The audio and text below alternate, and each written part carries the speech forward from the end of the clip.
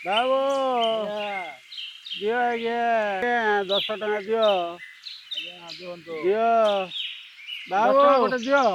ନାଇଁ ବାବୁ ମୋ ପାଖରେ ବି ପଇସା ନାହିଁ। କମ୍ପାନୀରେ ଗୋଟେ ଜବ୍ କରୁଛି 2 ମାସ ହେଲାଣି ଦରମା ନାହିଁ କି ଏପଟେ ବୋନସ୍ କିଛି ଦଉନି। ମୋ ପାଖରେ ନିଜେ ଖାଇବା ପାଇଁ ବି ପଇସା ନାହିଁ ଆଉ ତମକୁ କଣ ଦେବି। କମ୍ପାନୀ ଦରମା ଦଉନି?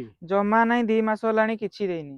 ଖାଇବା ପାଇଁ ପଇସା ପତ୍ର ନାହିଁ? ଟୋଟାଲ ନାହିଁ ବାବୁ ଭୋକରେ ଅଛି ମୁଁ ନିଜେ। କାହିଁକି ସେ ଚାକିରି କରୁଛ ଆସିକି ଆମ ସାଙ୍ଗରେ ଭିକ ମାଗ ଭଲ ଚଳିବ। ସେଇଠି ଗୋଟେ ପିଲା ତାକୁ ବି ଦରମା ପତ୍ର ପାଉନଥିଲା ସେ ବସିକି ଆରାମରେ ଭିକ ମାଗି ଆରାମରେ ଚଳୁଛି। ଆଉ କାହିଁକି ଚାକିରି କରିବ? ଆଁ ଇଂଲିଶ ବୁଝୁଛି ଇଂଲିଶ? ହଁ ହଁ ଇଂଲିଶ ଭଲ ସେ ଆସୁଛି। ହେଲେ ଯାଇକି ଚର୍ଚ୍ଚ ଆଗରେ ବସ ଭଲ ଭିକ ମିଳିବ। ଆଗକୁ ଗଲେ ମାସକୁ ବହୁତ ପଇସା ମିଳିବ ତତେ ଅସୁବିଧା କିଛି ନାହିଁ ହେଲା। ମାସକୁ କେତେ ପଇସା ମିଳୁଛି? ଆମକୁ 50-60 ହଜାର ମିଳିଯାଉଛି ମାସକୁ। ଏତେ ପଇସା? ହଁ। ବାବୁ ଆଜି ଖାଇନି କିଛି ଦଉନାହାନ୍ତି କିଛି ପଇସା ଖାଇବି। ଖାଇନୁ? ହଁ ପଇସା ନବୁ? ହଉ ଦଉଛା।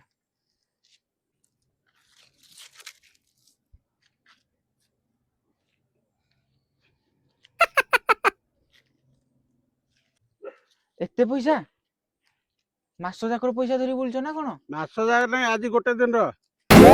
ଏତେ ପଇସା? ନେ ଖାଇନୁ ପରା ନେ ଛାନିଆ ହେଇଯାନା ନେ। ଆଉ କଣ ବାବୁ ଭାବୁଛୁ? ମୁଁ ତାହେଲେ ଆଜିଠୁ ବସିକି ଭିକ ନାଇଁ ନାଇଁ ମାଗୁଛି। ଆଜି ନାଇଁ ତୁ ଗଲୁ କାଲି ଆସିବୁ। କାଲି ଆସିବି? ହଁ କାଲି କାଲି ଆସିବୁ। 6ଟା ବେଳେ ଆସିବି। ହଁ କାଲି ସକାଳୁ ଆସିବୁ ଚର୍ଚ୍ଚ ପାଖରେ ଯାଇ ବସିବୁ ହେଲା। ଚର୍ଚ୍ଚ ପାଖରେ? ହଁ ମୁଁ କହିଛି ଆମ ଲୋକକୁ ସେଠି ବସି ଭିକ ମାଗିବୁ ହଉ ହଉ ଠିକ ହେଲା। ଅଛି। ହଁ ଯା ଖାଇକି ଯା। ଆଚ୍ଛା।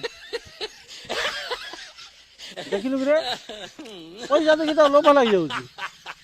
ଚାକିରି କରୁଛି ଦରମା ନାହିଁ ଖାଇବାକୁ ପଇସା ନାହିଁ ଆଜିଠୁ ବସିକି ଭିକ ମାଗିଦେବି କହୁଛି। ତାକୁ ଦୟା ଦେଖିକି କହିଲି କାଲିଠୁ ଆସି ଭିକ ମାଗେ କହିଲା ଆଜି ଭିକ ମାଗିଦେବି କହୁଛି। କିସ୍ କରୁ କହ।